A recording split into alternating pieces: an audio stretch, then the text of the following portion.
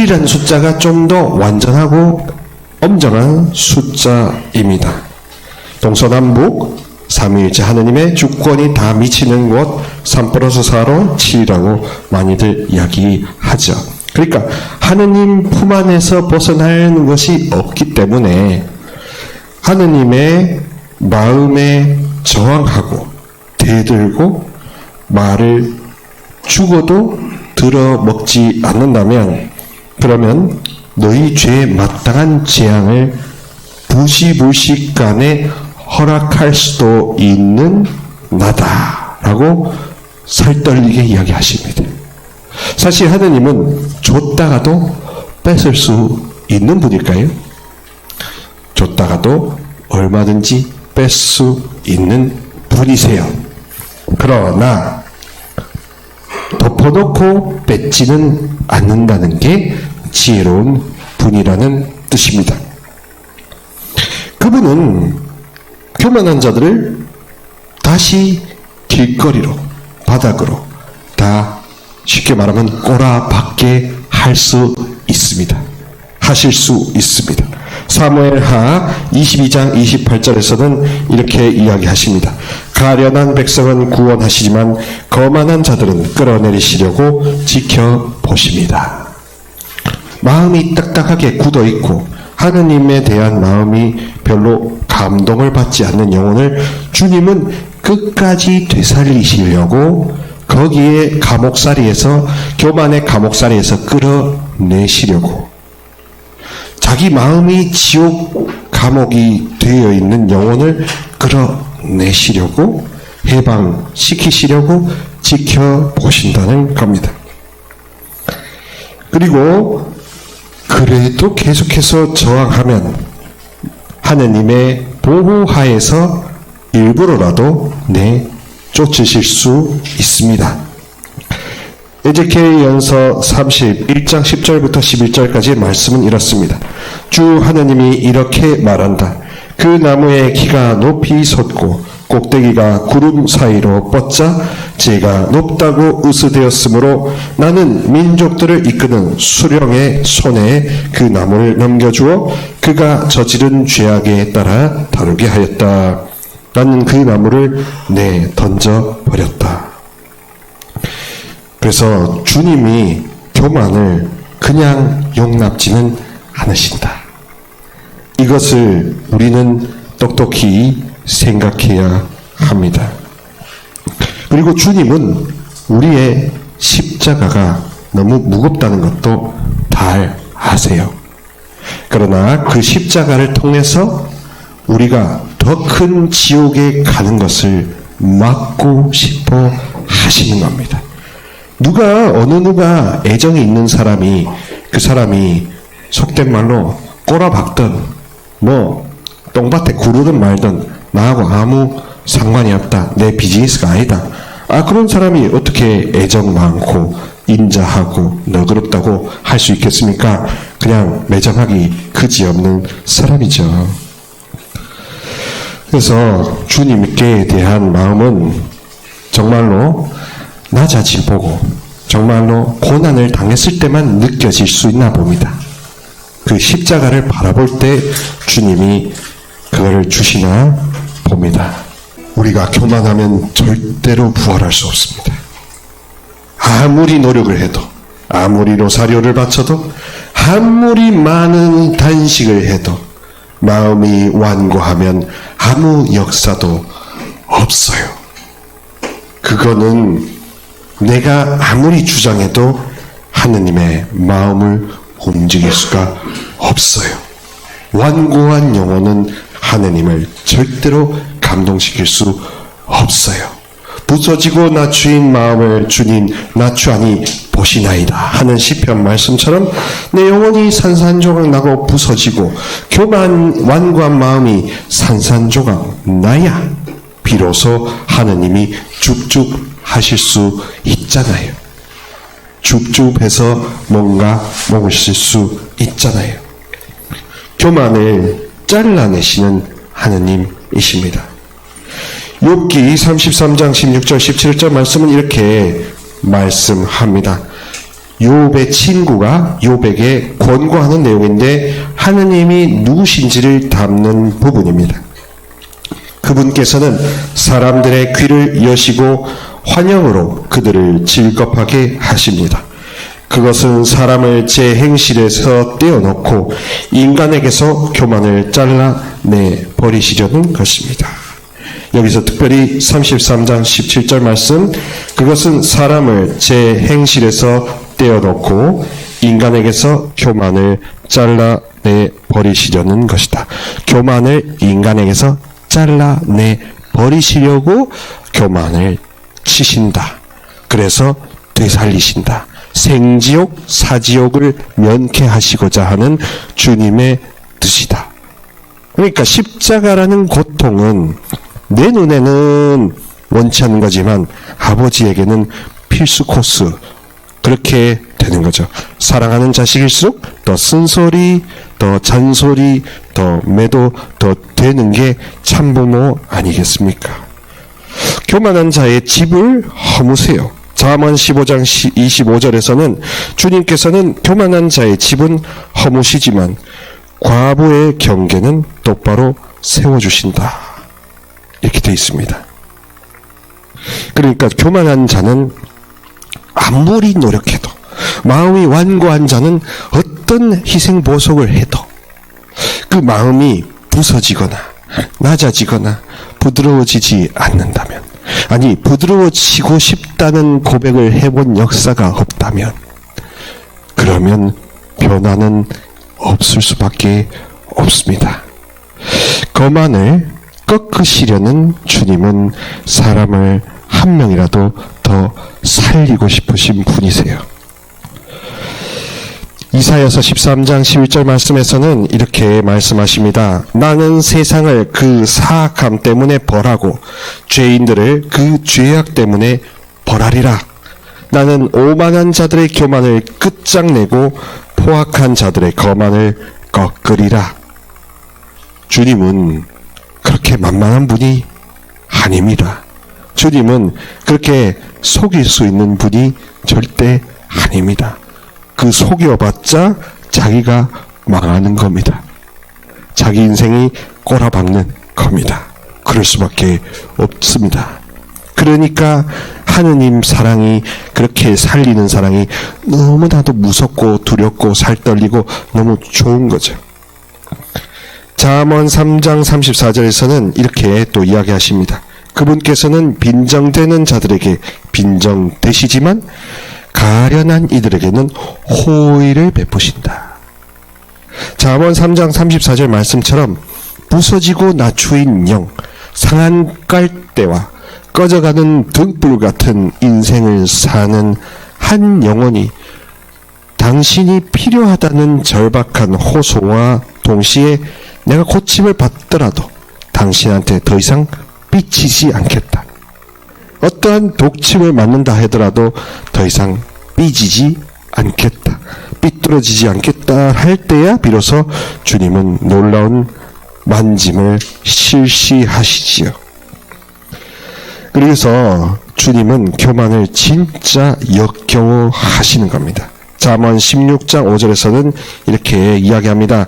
주님께서는 마음이 교만한 자를 역겨워하시니, 역겨워하시는 겁니다. 도저히 못 참으시는 거예요.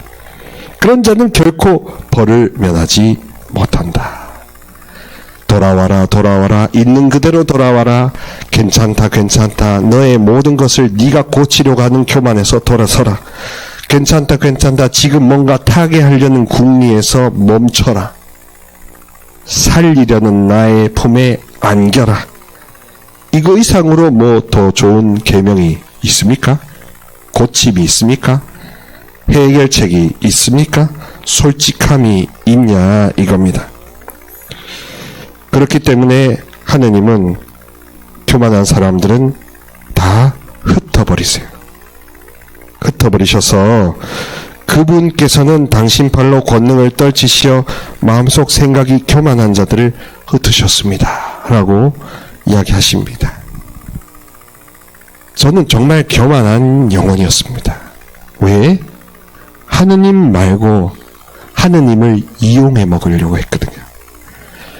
하느님을 어떻게 이용해 먹냐? 하느님 이름 팔고 다닐 수 얼마나 많이 있습니까? 더군다나 저는 감사하게도 수도에서 로마로 유학을 6년 반 보내주셨는데 그 타이틀로 유명해지고 싶었어요. 사람들을 휘어잡는 그런 명강사가 되고 싶었습니다. 명예욕이죠. 사람들을 지배하고 그런 나의 모든 언어로 사람들을 사로잡아서 부자가 되고 싶었습니다. 인기가 부자가 되고 싶고 우리 광고에 돈도 많이 벌어들이게 하고 싶은 그런 욕심꾸러기 인정 중독자였어요. 그런데 그런 저를 주님이 가만히 두셨을까? 아니죠. 절대 아닙니다.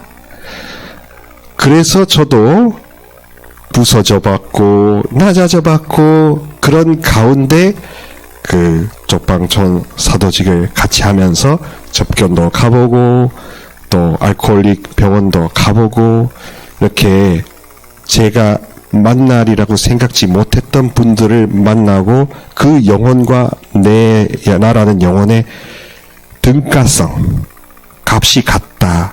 예수 그리스도의 피로 되살리고자 하는 똑같은 한낱의 영혼이다라는 생각을 품으니 시편 말씀이 핸들에서 저절로 나왔던 겁니다.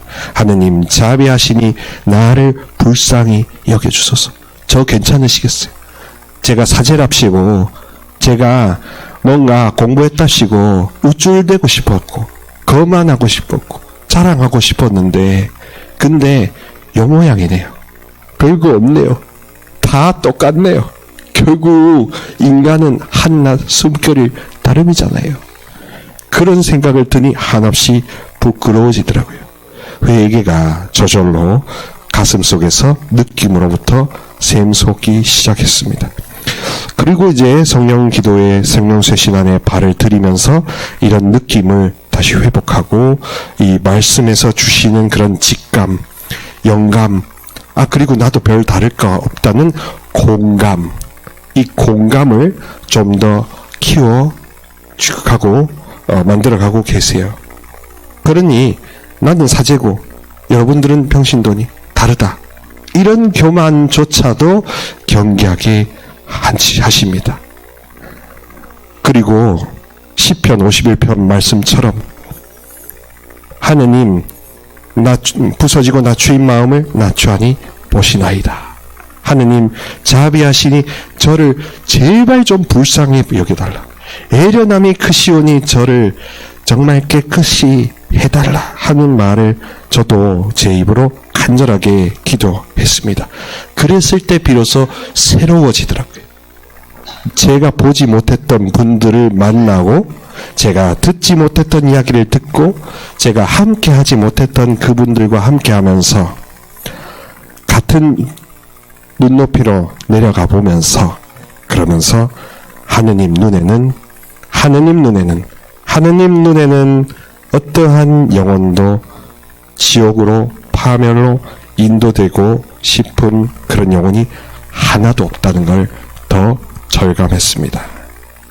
그러니 하느님을 마음을 반대로 경험하고 반대 길을 겪는 사람들은 어떻게 해서라든지 되돌리고 싶고 어떻게라든지 살리고 싶은 게 아버지의 마음인 거지. 475번 골고타 위에 찬양하면서 그래서 아버지가 예수님을 모질게 통째로 못 박아버렸다라는 것, 그걸 꼭 기억합시다. 그러니까 여러분, 교만과 예수님의 피를 함께 사모할 수 있다 없다? 없다는 겁니다. 둘 중에 하나를 택하고 그 결과를 받아들이는 것만 유일무이한 인생의 결과인 겁니다. 교만을 따라가서 내 인생이 다크해지거나 십자가의 피를 따라가서 내 인생이 밝아지거나 둘 중에 하나입니다. 모아이면 더. 우리 중간지대가 없습니다. 중간지대가 있다고 생각하는 것조차도 교만입니다. 그것도 자기 기만입니다. 합리화입니다. 왜? 겪어보면 알잖아요. 뭐 그걸 설명을 굳이 해야 합니까? 인생의 벼랑 끝까지 가본 분들은 교만은 절대로 가까이 해서는 안 된다는 것을 누구보다도 뼛속 깊숙이 주님이 새기셨는데, 어느덧 교만과 탐욕과 질투와 경쟁 심리가 내 눈을 가려버린다면 나는 다시 기회를 주시지 않을 수도 있어요. 하느님은 참 자비로우신 분인데도 두 번 기회를 잘 안 주세요. 왜? 어떻게 해서 살려놨는데 어떻게 그렇게 버릴 수가 있니? 하는 그분의 절규가 있거든요. 교만한 사람들은 바빌론 탑을 세워서 자기의 명예욕 영광을 더 차지하려고 합니다. 창세기 11장 4절의 말씀은 이렇습니다. 자, 성읍을 세우고 꼭대기가 하늘까지 닿는 탑을 세워 이름을 날리자. 그렇게 해서 우리가 온 땅으로 흩어지지 않게 하자. 그래서 인간의 계획과 심산을 채우지만 결국 그것은 무용지물로 갑니다. 그리고 모압 백성들도 교만을 범했던 백성입니다. 예레미야전서 48장 29절에서는 이렇게 말합니다. 우리는 모압의 교만에 대하여 그가 몹시 교만하다는 소리를 들었다. 그의 거만과 교만과 오만과 그의 자만심에 대하여 들었다. 그리고 누구보다도 우리가 잘 아는 교만한 민족들은 바리사이입니다. 바리사이들은 꼿꼿이 서서 혼잣말로 이렇게 기도하였습니다.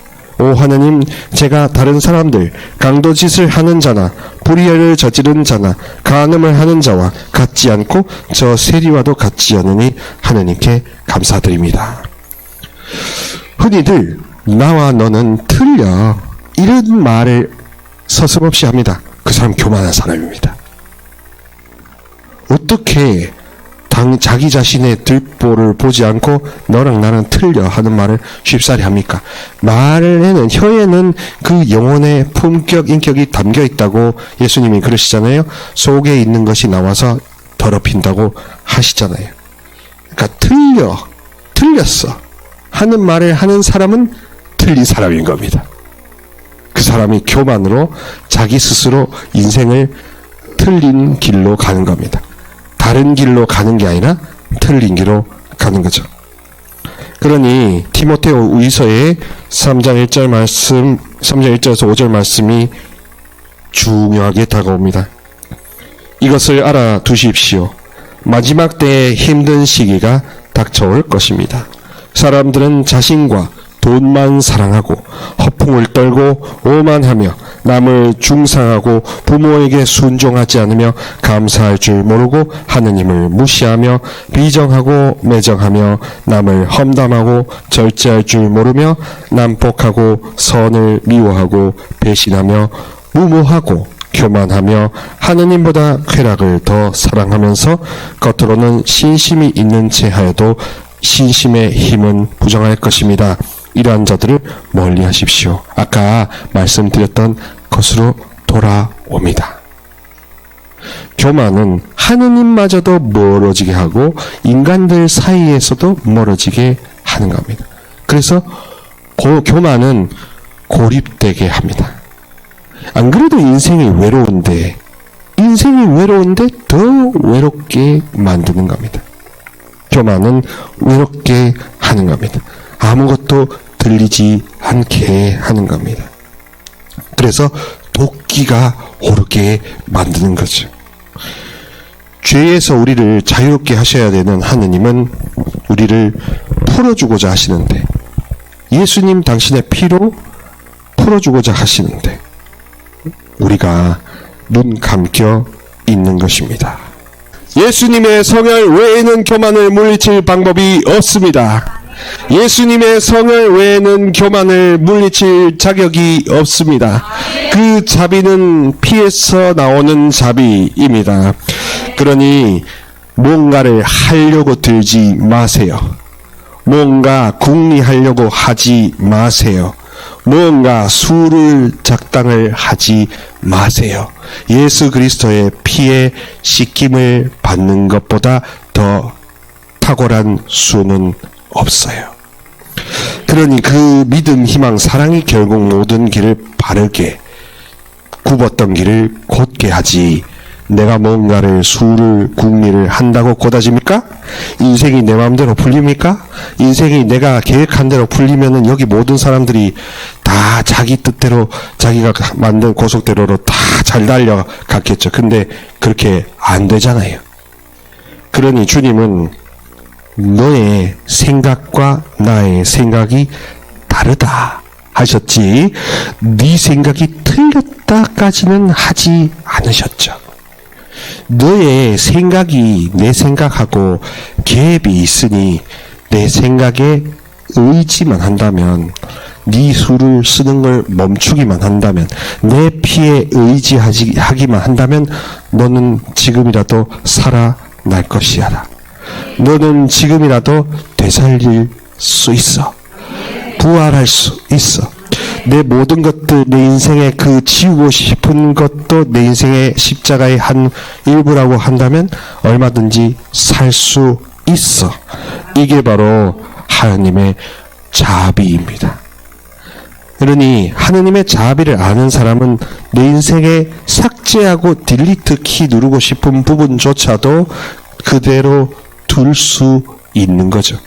그대로 둘 수 있는 겁니다.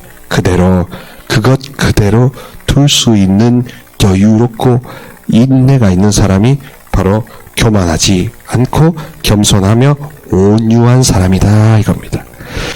복음은 마태오복음 11장 28절부터 30절까지의 메시지가 아주 색다른 복음입니다.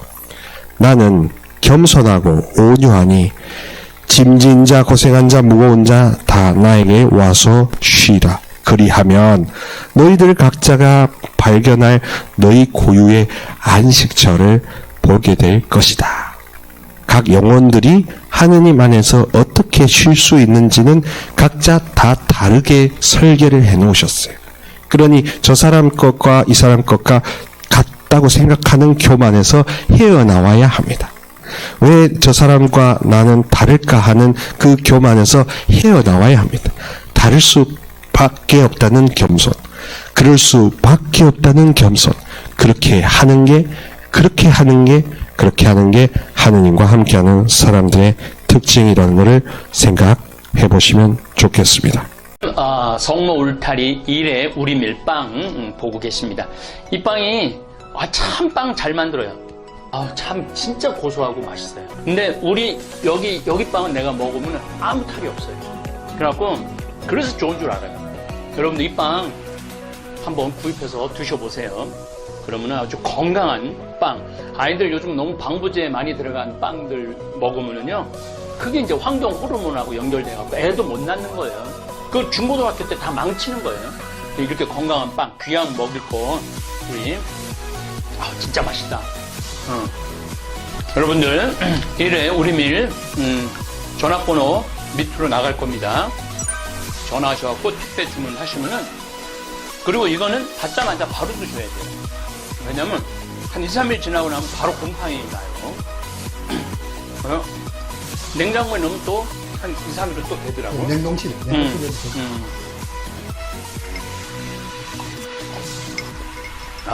진짜 맛있네. 여러분들, 양산 성모 울타리 1회 우리 밀 하느님께서 마련해 주신다, 그런 뜻이죠? 예. 하느님께서 마련해 주신다 그래서 1회 우리 밀 빵 많이 애용해 주시기 바랍니다. 맛 좋고 믿음 가는 순수 우리 밀빵 찐이야.